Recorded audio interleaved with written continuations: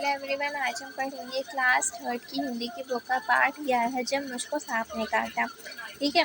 क्या होता है, ये जो बच्चा है ना, इसको एक बार सांप काटता है, वो देखना वो सांप उसे कैसे काटता है और फिर पूरी उसकी स्टोरी चलती है कि उसको उसके जो दादा दादी नाना नानी जो भी रहते हैं वो उसको कैसे लेके जाता है। ठीक है, तो ध्यान से सुनना, अच्छे से सुनना, अच्छी स्टोरी है। ठीक है।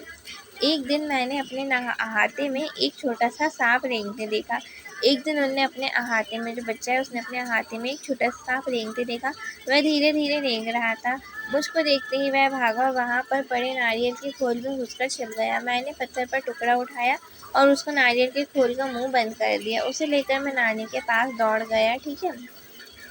उसने मतलब देखो, जो सांप मतलब घूम रहा होगा नीचे कहीं, तो उसने क्या किया, नारियल की खोल मतलब ये जो नारियल पानी फेंकता है ना अपन जिसमें, उसमें उसको बंद किया और ऊपर से पत्थर डाल दिया। वो उसको बता रहा है अपनी नानी को कि देखो, मैंने कहा नानी देखो मैंने सांप पकड़ा है। हम नानी चीख उठी, अरे सांप है, इतनी घबरा गई कि अरे जोर जोर से चीखने पुकारने लगी। नाना ने सुना तो अंदर दौड़े आए। जब उन्हें पता चला कि नारियल की खोल के अंदर सांप है तो उन्होंने मेरे हाथ से उसे छीनकर दूर फेंक दिया। नन्हा सांप बाहर निकल गया और रेंगता हुआ पास की झाड़ी में गायब हो गया। ठीक है।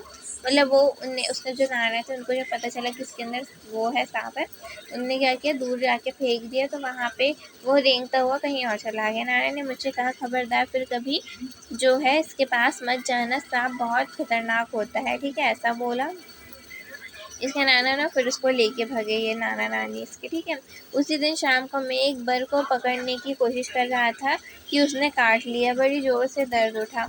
अब जो है उसको एक बर मतलब होता होगा। ठीक है, एक बर ने उसे काट लिया तो उसको बहुत दर्द हुआ। मुझे दर्द से कराते देख नानी ने सोचा कि मुझे सांप ने काट लिया। मैं दौड़कर नानी को उंगली दिखाई तो उन्होंने जल्दी से नाना को पुकारा। नाना तुरंत दौड़े आए और मेरी उंगली को देखा। जरा जहाँ बर ने काटा था वहाँ नीला निशान पड़ गया था।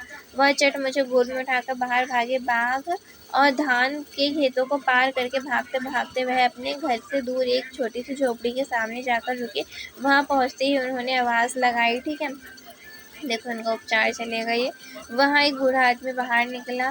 सांप के काटने का मंत्र जानता था। नाना से कहा, इस बच्चे को सांप ने काटा है, इसकी झाड़ फूँक कर दो। बूढ़ा मुझे झोपड़ी में ले गया। मेरी उंगली देखकर बोला, चुपचाप बैठो, हिलना डुलना मत। फिर पीतल के बर्तन में पानी लाया और मेरे सामने बैठकर मंत्र पढ़ने लगा। मैं चाहता तो बहुत था कि उस बूढ़े को बता दूं कि मुझे सांप ने नहीं काटा, बर ने काटा है, पर मेरे नाना मुझे कसकर पकड़े थे तो मुझे बोलने ही नहीं दिया। ठीक है, उसको बर ने काटा है तो नहीं काटा था किसी और ने, सांप ने।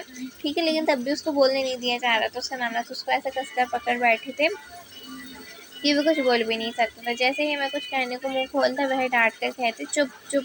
डर के मारे चुप हो जाता है ना। हमारे पीछे पीछे हमारी नानी भी कई लोगों के साथ वहाँ पहुँची। सब लोग उदास खड़े देख रहे थे। तब तक मेरी उंगली का दर्द जा चुका था, फिर भी मुझे वहाँ जबरदस्ती बिठाकर झाड़ फूँक करवानी पड़ रही थी। कुछ मिनट बाद बूढ़ा आदमी उठा। उसने उसने उसी बर्तन के पानी से मेरी उंगली धोई और मुझे पिलाया भी। उसने मुझे बोलने से मना कर दिया ताकि दवा का पूरा असर हो। फिर वह नाना से बोला, अब बच्चा खतरे से बाहर है, अच्छा हुआ आप समय रहते मेरे पास ले आए, बड़े जहरीले सांप ने काटा था। सब लोगों ने बूढ़े को अद्भुत इलाज के लिए बहुत बहुत धन्यवाद दिया। घर लौटने के बाद नाना ने उसके लिए बहुत सी चीज़ें भेंट में दी। अभी यहाँ पे कंप्लीट हो गया। अब आप सोच सकते हो कि क्या हुआ है ना। तो थैंक यू।